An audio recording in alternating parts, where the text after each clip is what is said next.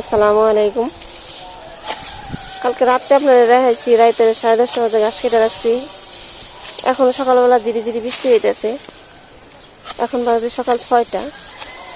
এখন একটু বৃষ্টি যেহেতু কম আছে, এই কারণে সকালবেলায় ফজরের পরে ঘাসটি কাটা হইতেছে। যা ঘাস, নরম ঘাস শুয়ে পড়তেছে, সব ঘাস। গাছটি তাও শুয়ে পড়তেছে এত বৃষ্টিতে।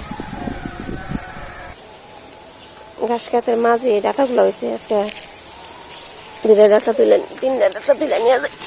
এত শক্তিতে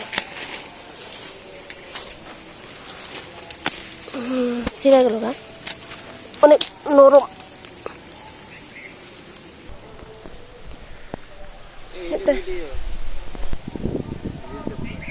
এই করে ডাটা তুললাম।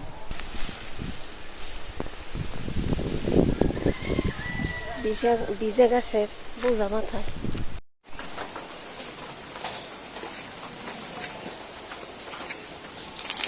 একেবারে ভিজে ঘাস।